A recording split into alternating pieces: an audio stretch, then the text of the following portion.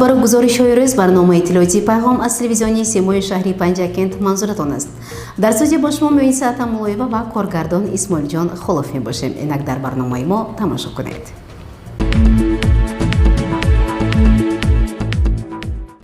چی باید کرد و چی تدبیر باید اندیشید تا که جشنواره خجسته دولت و ملت 30 سالگی استقلالیت دولتی جمهوری تاجیکستان سزاوار پیشواز گرفته شود. در جلسه با رهبری رئیس شهر عبدالخالق خالقزاده همین مسئله مورد محاکمه قرار گرفت. متوجه باشید به گزارش خبرنگاران ما یزدانقل مولانوف و خیام جوریف. جلسه نوبتی مقامات اجرای حکم دولتی علاقمند به 30 سالگی استقلالیت دولتی جمهوری تاجیکستان در تالار خردکار فرهنگ تحت رهبری رئیس شهر خالقزاده عبدالخالق برگزار گردید. در آن نخست معاون حکیم رئیس شهر محمد صادق سفرزاده برآمد کرده. بار دیگر نماینده‌های مقامات اجرای حکم دولتی شهر که به تشکیل در سطح بلند گذراندن جشنواره 30 سالگی استقلالیت دولتی جمهوری تاجیکستان در جماعت‌های دیهات مسئول میباشند معرفی نمود. بعدا محمد صادق سفرزاده از خصوصی کارهای انجام یافته، مسئولیت مسئولان و انشاءات‌های مورد استفاده قرار گرفته و بعضی کمبودی‌ها سخن رانده. گفت که صرف نظر از تدبیرهای اندیشیده بعضی انشاءات‌ها تا امروز مورد بهره برداری قرار نگرفتند. رئیس شهر علاقمند به کمبودی‌های جای داشته از رئیسان جماعت‌های دیهات پرسش به عمل آورده. آنها را وظیفه‌دار ساخت که از رسوب‌های باقی مانده ثمره‌دار استفاده برند و برای مورد بهره برداری قرار گرفتن انشاءات‌های باقی مانده جشنی تدبیرهای ضروری اندیشند. سپس جریان آمادگی و ترتیب برگزاری پرد نظامی بخشیده به 30 سالگی استقلالیت دولتی جمهوری تاجیکستان محاکمه شده. با بعضی مسئولان و اشتراکچیان آن احاطه گرفته شد. در ادامه جلسه رئیس شهر عبدالخالق خالقزاده پیشنهاد پروکاتوری ولایت سوغد را اوید به سری وقت مورد استفاده قرار نگرفتن بعضی انشاءات جشنی مورد محاکمه قرار داده. از مسئولان سبب‌های جای داشتن این کمبودی‌ها را پرسان شد. از پیشنهاد معلوم گردید که مقدار چنین انشاءات‌ها 37 عدد را تشکیل می‌دهند. بعداً معاون رئیس شهر شوکت بابازاده علاقمند به راهپیمایی بخشیده به 30 سالگی استقلالیت دولتی جمهوری تاجیکستان برآمد نموده از رئیسان جماعت‌های دیهات، کمیته محله‌های شهر، رهبران کارخانه تشکیلات‌ها طلب نمود که در این چاره‌بینی با آمادگی کامل پرچم‌های دولتی، شعار آویزه‌های علاقمند به 30 سالگی استقلالیت دولتی جمهوری تاجیکستان و مهمتر از همه روحی ادانه شرکت ورزند. در ادامه جلسه پیشنهاد گردید که از 2 تا 7 سپتامبر در موضع علاهیده شهر برنامه‌های کنسرتی برای اهالی تشکیل کرده شود. بعداً مسئله در سطح بلند گذراندن چهاربینی روز دانش محاکمه شد. مسئولان صاحب مکتب معارف و رئیسان جماعت دیهات برای خاطرمان و در سطح بلند گذراندن این چهاربینی وظیفه‌دار کرده شدند. همزمان مسئله آمادگی مؤسسه‌های تعلیمی برای روز دانش، تامین خوانندگان با سر لباس مکتبی، ذخیره مواد سوخت در موسم ترامای زمستان، گشاده شوی مکتب خصوصی، تشکیل نوبتداری شبانه روزی در روزهای جشن، غنی ساختن بودجه و چند مسئله دیگر اندیشه‌ها بیان گردیدند. در خاتمه جلسه رئیس شهر عبدالخالق خالقزاده مسئولان متصدیان را وظیفه‌دار ساخت که قبل از جشنواره سابقه‌داران، شخصان به کمک نیازمند، یتیمان کل و دیگر طبقه‌های جامعه عیادت کرده شده آنها از جهت مادی معنوی هوسمند گردانده شوند. رئیس شهر عبدالخالق خالقزاده علاقمند به این مسئله اندیشه‌های شخصی خود را بیان داشته. گفت که خود او بخشیده به 30 سالگی استقلالیت دولتی جمهوری تاجیکستان عیادت 30 نفری نیازمندان را به نقشه گرفته است.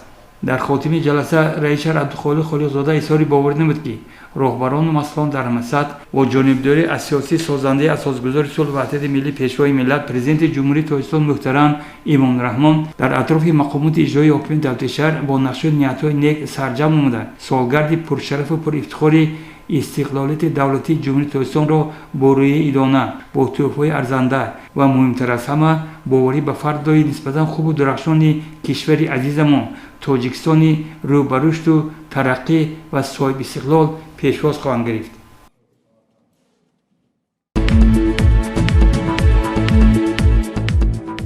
کارخانه دوزندگی محصول در کاری تأمین خوانندگان با سر و لباس مکتبی نقشی مهم دارد. امروزها اینجا سرخریدار است و ساکنان چی از شهر و چی از دهات از خدمت کارمندان این نقطه فروش ثمرناک استفاده میبرند. به ادامه موضوع توجه نمایید. ҳамасола дар арафаи соли нави хониш коргоҳҳои дӯзандагии шаҳри Панҷакент барои хонандагон либосҳои мактабӣ омода сохта ярмаркаи фурӯши сару либоси мактабӣ ташкил менамоянд, ки яке аз инҳо коргоҳи дӯзандагии маҳсул мебошад, ки аз соли 2016 инҷониб фаъолият менамояд. тибқи иттилои роҳбари ин коргоҳ Асадулло Муродилоев, шӯъбаи маориф бо ин коргоҳ шартнома дорад ва ҳамасола коргоҳи дӯзандагӣ хонандагони муассисаҳои таълимии шаҳру деҳотро бо либоси ягонаи мактабӣ таъмин месозад. сокинони шаҳру деҳоти Панҷакент аз ин навъи матоъҳо ва шинам будани сару либоси мактабӣ огаҳӣ пайдо намуда, ин навбат маҳсулоти маҳаллиро барои фарзандонашон бо нархҳои дастрас харидорӣ намуда истоданд. дар бораи сифати либосҳо ва нархҳои он корманди коргоҳи дӯзандагӣ ба мо чунин иттилоъ дод. ман Султонова Насиба, корхона аз соли 2016 инҷониб ба кор шурӯъ карда чанд сол аст ки ба мардум хизмат мерасонем. зиёда аз 90 мактабҳои шаҳру қишлоқ аст ки мо бо онҳо шартнома баста ҳамкорӣ дорем. то ҳол мо 14 000 комплект омода карда ба мардум пешкаш кардем ва дар оянда боз бо хоҳиши падару модарон боз либосҳоро омода карда ба дастраси хонандагон мегардонем. нархи либосҳои мо аз 145 сомонӣ то 190 сомонӣ нисбат ба бозорҳои шаҳр хеле арзон ва дастрас мебошад. ноҳобаста аз он ки баъзе аз нафарон донистаю надониста бе таҳлилу бе суҳбат бо мутасаддиён дар шабакаҳои иҷтимоӣ маълумотҳоеро нашр месозанд, ки гӯё нархҳои либосҳои мактабие ки аз ҷониби коргоҳи дӯзандагӣ аз ҷумла коргоҳи дӯзандагии маҳсул омода мегардад, қимат ва матоъҳо бесифат ҳастанд, вале харидорон ва намояндагони падару модарон бо ҷонибдорӣ аз ин коргоҳ ва сифати хуби маҳсулот андеша баён доштанд. Валиева Мафтуна, хонандаи мактаби 1 синфи 10 аз корхонаи дӯзандагӣ либосҳои мактабиро харидорӣ намудам. нархи арзон 180 сомонӣ ва сифатҳои хуб. чихеле ки мо мушоҳида намудем, либосҳои мактабие ки аз ҷониби коргоҳи дӯзандагии маҳсул омода мегарданд, зебову шинам ва ҳам аз ҷиҳати нарх арзону дастрас мебошанд ва ҳамасола мактабҳои зиёди шаҳр бо ин коргоҳ шартнома мебанданд. гузориши Сабрина Акрамова ва Шоҳусайн Солиҳов.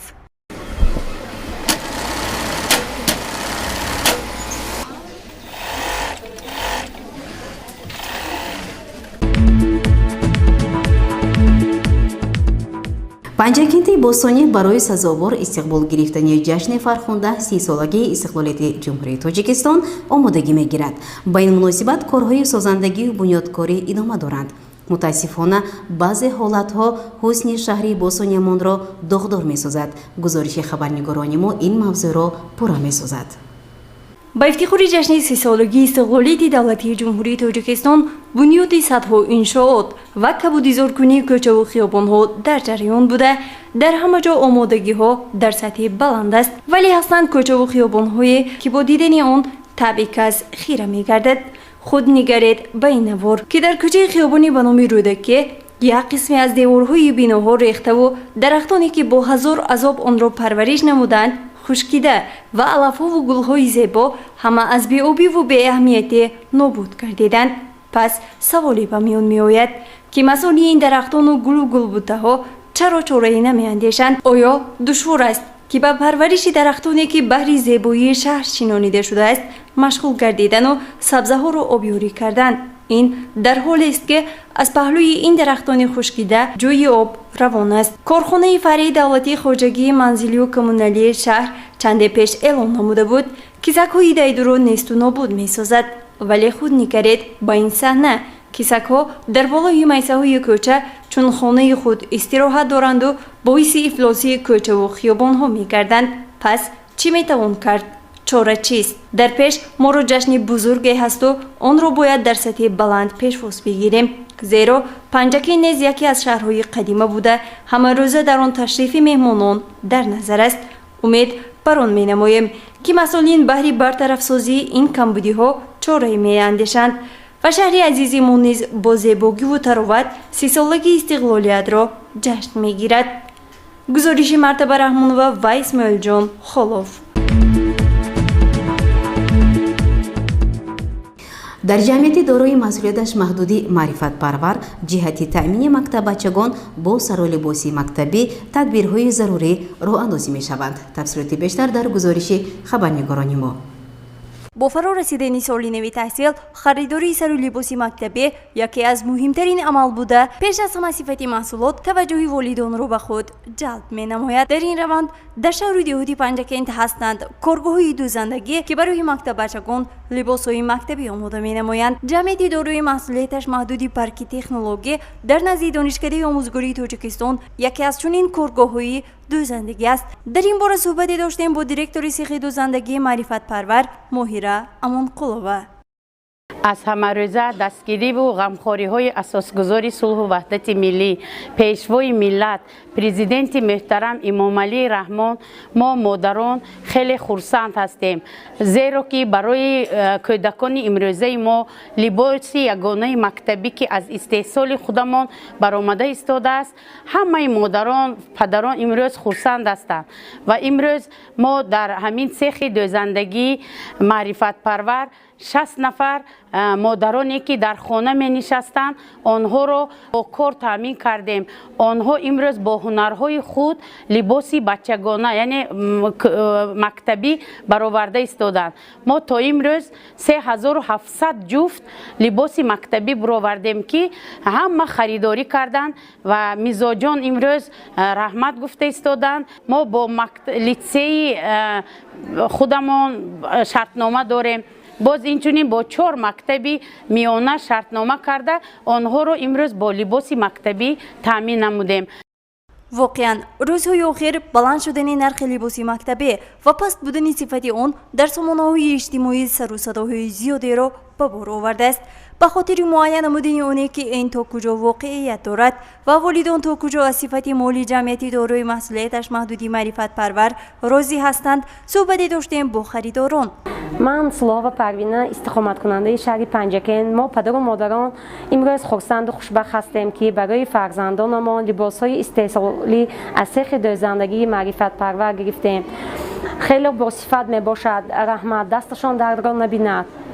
коргоҳи мазкур 4 намуди либоси мактабӣ омода менамояд ва дар он ҷо 60 нафар занону духтарони хонашин ба кор таъмин будаву баҳри омода намудани либосҳои мактабӣ ба мактаббачагони шаҳри деҳоти Панҷакент хизмат менамоянд. ашёи хумро низ аз Тоҷикистон дастрас менамоем ва ҳама маҳсулоти ватанӣ асту сифати он кафолат дода мешавад, гуфтанд дар суҳбат масъулини ин марказ. Собирова Мақсадой ҳамчун технолог дар ин фабрика кор карда истода. мақсади мо ҳамин ки либосҳои мактабӣ ё мисол дигар либосҳо, умуман либосҳое ки ватание ки мо ҳозир барои ҳамин мактаббачаҳо дар кору барои асосан барои халқи худомо дар кор, ҳаминои мо ҳамин сол мана якумин сол мешуд ки ҳамин корро дар амал иҷро карда истодаем. барои ҳамин асосан вазифаи ман ҳамин ки дар инҷа ҳамин чиз ки аз буриш сар мешуд, аввал пресс ба мерӯд. аз пресс мебиёд ба дасти ман. мебиёд ба дасти ман, аз инҷа аснаровка мегӯям. аснаровка мекунам, метиҳам ба дасти кисадӯз. кисадӯз медӯзаду ба дасти гирбондӯз мебарад. падборд мегӯем ҳон, ҳамуна медӯзад. баъд аз вай, баъди вай дӯхтан вай ба меравад. астардӯз ба меравад. астардӯз гашта ба гирбондӯз ба мебаравад. аз гирбон баъд остиндӯз ба меравад. ахираш тайёр шуда мебародаду утук ба меравад. аз утюг ба петли меравад, петли тугма утюг мекунад, баъд бироварда вешталка ба гирифта меовезад.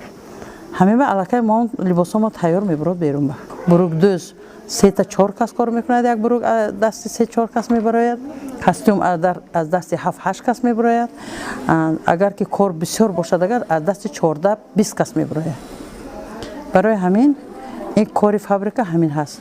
акун мо ҳамин сол ҳаракат кардем ки бисёртар ҳаракат кардем ки сифат ба ҳаракат кардем ки сифатомо беҳтар шавад, ки оянда мо тонем ки мисол миҷозои худоя ҷамъ кунем. мо мехоҳем ки либоси мавсимиам ташкил кунем. мисол тирамо ба чӣ, зимистон ба чӣ хел чиз. мана ин либосҳои мактабия мо зимистониша аллакай мо фикр кардем ки барои бачаҳо бурукҳои гарм дар кор зимистон ба иноям мо ташкил мекунем, худо агар хоҳад. сифат дар кори мо дараҷаи аввал аст, мегӯянд кормандони коргоҳи ҷамъияти дорои масъулияташ маҳдуди сихи дӯзандагии маърифатпарвар ва баҳри сифати баланди маҳсулоти хеш ҳама чораҳои заруриро андешидаву дар оянда ният доранд маҳсулоти омода намудаи худро ба бозорҳои ватанӣ ва берун аз он содирот намоянд. бошад ки сифи чунин корхонаву марказҳо зиёд гардидаву саҳме дар пешрафти мамлакат гузоранд. гузориши мартаба раҳмонова ва зарҳони неъматулло.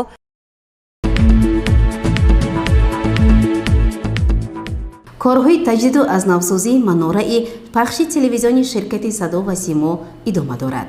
гузориши мо аз ҳашари кормандони ширкати садо ва симо дар ин мавзеъ нақл менамояд. таҷдиду азнавсозии манораи пахши ширкати садо ва симо дар шаҳри Панҷакен чанд муддат аст ки идома дорад. дар ин бобат корҳо асосан тариқи ҳашар пеш бурда мешавад. шанбеи гузашта дар ҳашари дастҷамона инҷо манораи борбардор истифода шуд.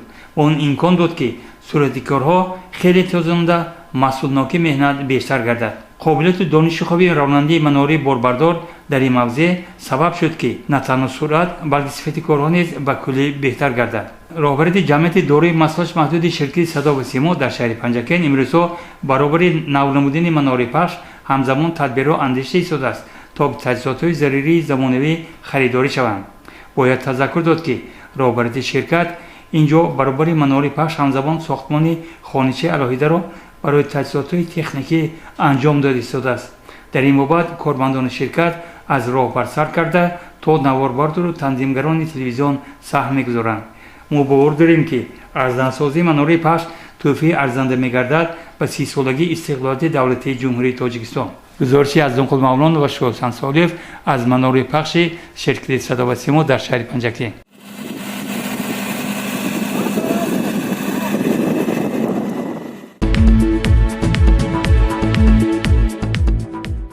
бинандагони азиз, дар ҳамҷо барномаи иттилоотии пайғом ба поён мерасад. ёдовар мешавем ки шумо барномаи иттилоотии пайғомро такроран аз ютуб канали мо ТВ Симо тамошо карда метавонед. дар ҳамҷо ба шумо худоҳафизӣ мекунам. хайр, таъзияту хонобод бошед.